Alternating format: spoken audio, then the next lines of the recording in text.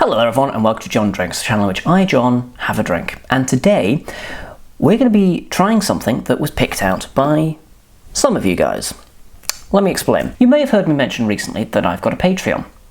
And one of the things that you can do as a Patreon of a certain tier is that I will put out a poll and you can decide what I will drink.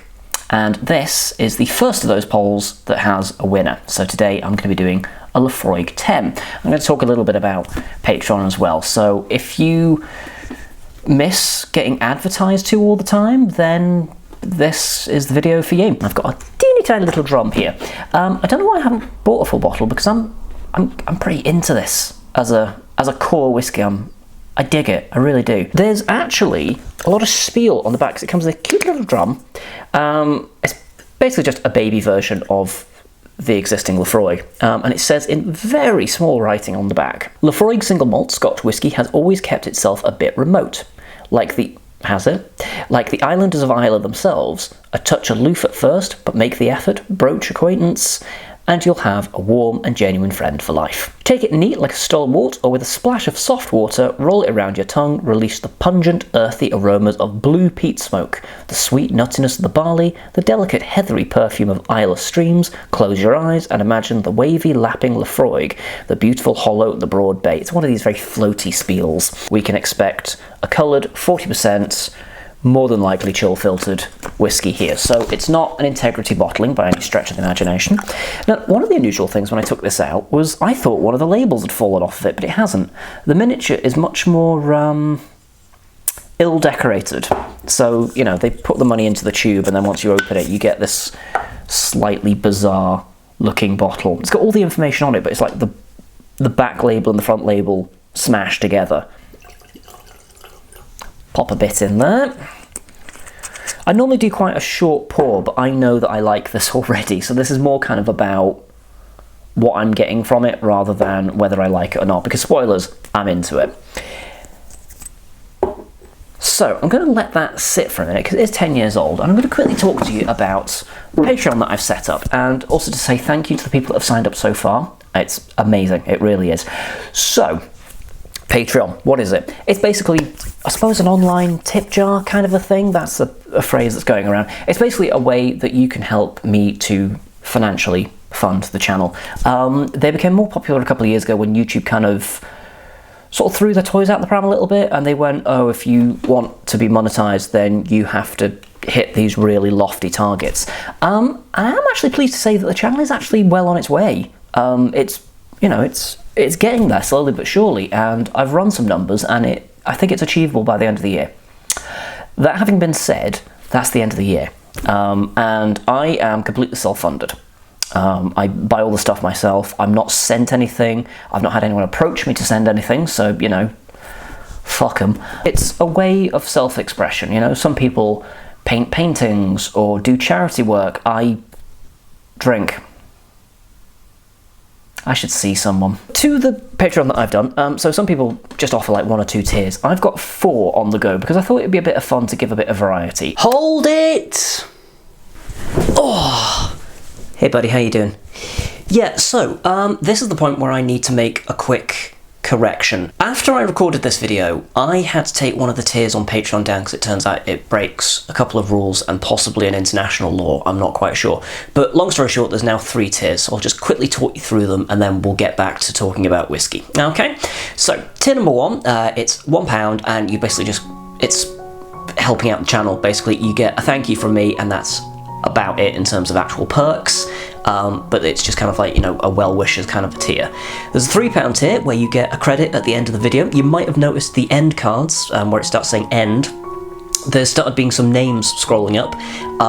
The whole idea behind that is that's part of the Patreon gig. So you get a thank you. You get a thank you for the £3 tier, and you get a thank you for the £5 tier. For the £5 tier, your name appears first. And coming to the £5 tier, my personal favourite, just in terms of like the name more than anything else, is called Official Karen. And how I've done it is, I'm a bar manager, so you get to complain to me, basically.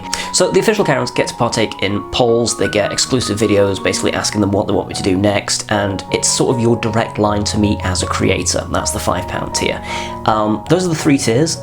We've had some people sign up for Patreon, which is amazing. I put a lot of thought into them. Obviously, if you're in a position at the minute where, you know, you're struggling to keep a roof over you, for God's sake, don't give me, like, don't do that. That's ridiculous.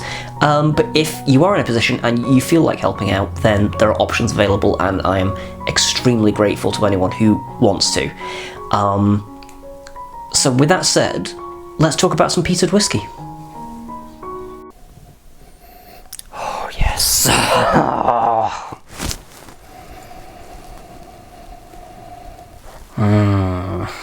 Barbecues. Yes. It's one of my favourite smells. It's like you are breaching lockdown to go to a park and have a barbecue with 8 other households. It's that smell. It's quite naughty. Smoky bacon. A little bit of sea salt in there as well. It's a little bit almost buttery on the nose as well, kind of like Madeira cake. There's a little bit medicinal, there's a little bit of TCP, but I wouldn't go so far as to say that it is... TCP is a very distinctive smell in and of itself. I wouldn't say that TCP is front and centre. I'd say smoke, barbecue. There's more going on to it than just TCP. And I think anyone who says it's just TCP and iodine is kind of doing it a bit of a disservice. Dry roasted peanuts. It's quite phenolic. Yeah, it's quite phenolic. There's a bit of a honeyed sweetness in it as well. Overpriced bratwurst at a Christmas fair. A little bit of salted cashew in there as well. There's more of a nut component to this than I think a lot of people give it credit for. If you've ever had the opportunity to try Malden smoked sea salt, also you should, if you like smoked things, you should totally get that. Despite the fact that it has a number of sins at its door, you know, it's 40%, it's chill filtered, it's artificially coloured. I mean, it's, you know, it's a very dark colour. It is still... I'm still into it. I'm still massively into it. I do really like just this entire line. One of my favourite no-age statements is Laphroaig Law. I love that stuff. It's fantastic, I think. But the Laphroaig 10 is always going to have a place in my heart. It's kind of my go-to whiskey when I'm going out. If they don't have that, I'll go with Lagavulin. If they've got a Kilkerman, or actually if they've got a Laphroaig, oh yes. Yeah, basically, I'm a nut for anything smoked. I love smoked stuff. We're going to add a bit of water now, and I almost don't want to because I feel like it's fine. It's everything that it needs to be, so I'm just going to add a little bit, see what happens. A little more of the sweetness is coming through now. It's a little more kind of like a caramel and hot dogs kind of an affair. Freshly machined leather. A little bit of peanut still coming through. Most of the sweetness is now gone, which is unusual.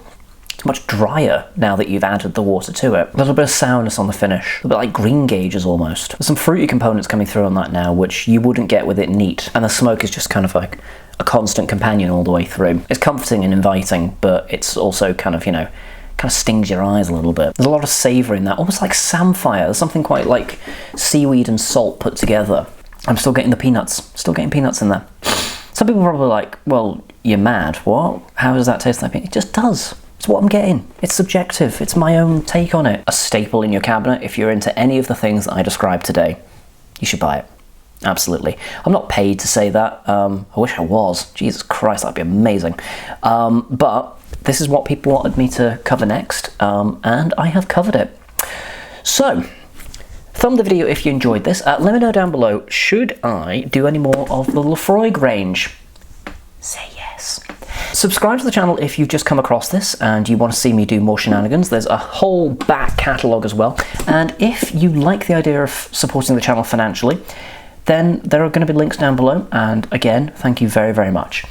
Thank you very much for watching, and please do join me next time where I'll be drinking something else.